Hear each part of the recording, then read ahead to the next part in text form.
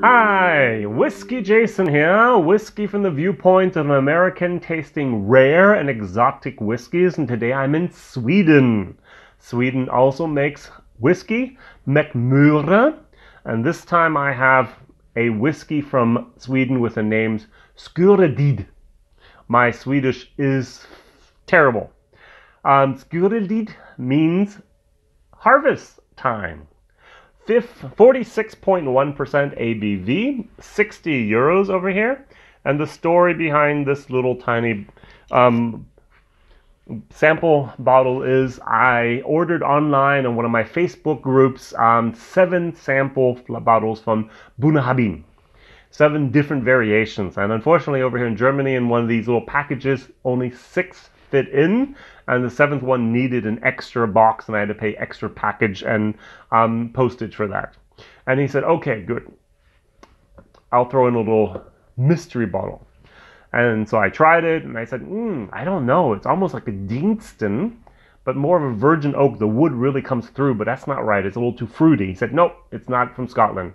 Okay, then it's from Germany. It's probably the Glen Elves, the Journey. Also very fruity, very nice. He said, nope.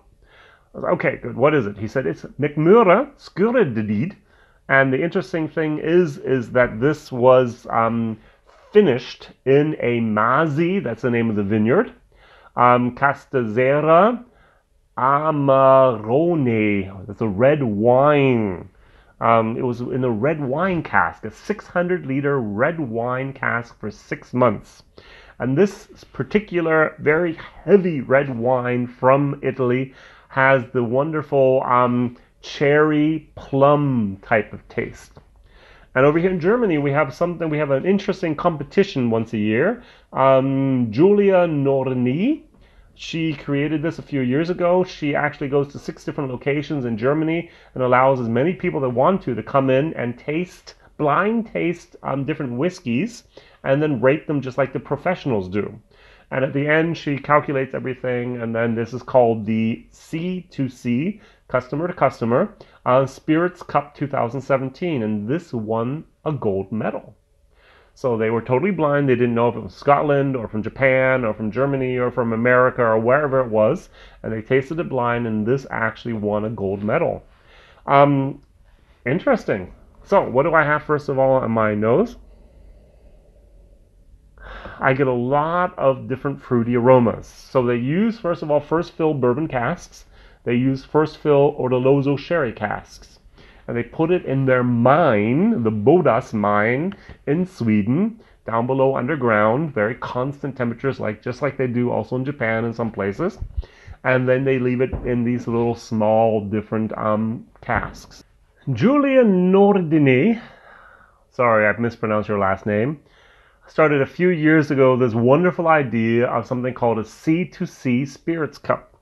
So what she does, she goes to like 4, 5, 6 different locations within Germany, and she lets normal people taste like professionals blind certain spirits, whiskeys. And then they rate them and they judge them. They have no idea what they have in their glass. It could be a bourbon, it could be a Scotch whiskey, it could be an Irish whiskey, it could be a Scandinavian or German whiskey. They don't know, they just write it down.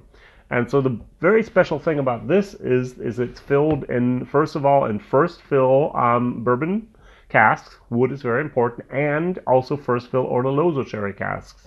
And then it's put down in the Bodås mine. They have a mine just like they do in Japan, and then at the end it's finished for 6 months in this red wine cask, Amarone, and it always has the taste or the aroma of cherries and plums. And this won the gold medal. So let's try this now.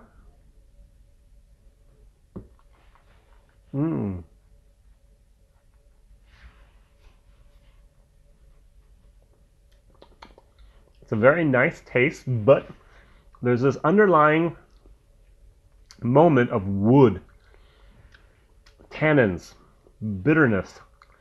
It's not perfect. If it was a little bit more sweeter bourbon, remember I love bourbon, it would have been perfect. But there's that sometimes there's just music where you play bass, boom, boom, boom, boom. And I always just boom. It's the entire time that one little note there. Beautiful bottle, by the way, isn't it? That's really, really not doing it for me. This is very good. It's still going to be like a 2, a solid 2 minus, actually. A solid 2 minus. 60 euros, a little bit on the expensive side, but hey, it's a 0.7 liter bottle of a few thousands of limited bottles for Europe. Only for the fall of 2017, Mackmyra experiments with all types of different casks. They had some mulberry wine, they had some different ice wines. They've done anything that you can put a spirit in the cask and take that cask later on and use it for the whiskey. They're always looking for something new, exciting, different to do. I think I have like 30 or 40 different Mackmyra whiskeys down there I'm going to have to one day do before the camera. But this was actually here, as I said, a gift, and so I wanted to do it today.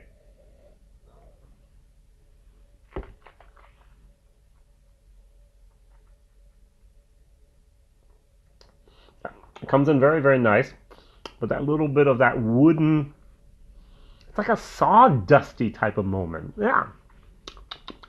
Oh, it's almost good. It's almost very good. I'm going to give it the 2 minus.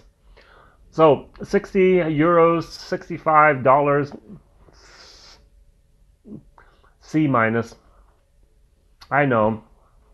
But it's still the gold winner. Yay! It's very interesting that what I like and my tastes are much different from the normal German when they have their whiskeys. They like to have a little bit of peaty, they like to have the smoky, they like to have the single malts, and I like the bourbons and the Irish and so on. That's very, very interesting. All right, WhiskyJason here. My question of the day is, what whiskeys from Mackmyra have you even tried? And if you have tried any, what is your favorite Mackmyra? My favorite Mackmyra was something I had last year. It was the Blumenseed. Blumen means flower, and Seed is the time, so it's flower time, which is actually means spring. And it was with it was a beautiful, beautiful bottle, and it was a little bit red because it was with a rose water. Absolutely fantastic.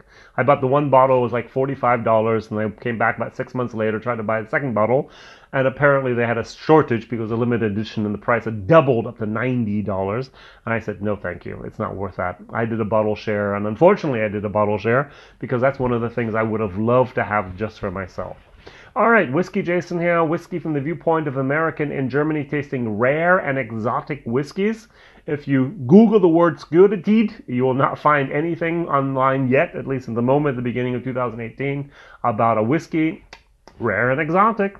All right, thank you very much for watching. Mondays, Wednesdays, and Fridays are my videos. See you soon. Bye-bye.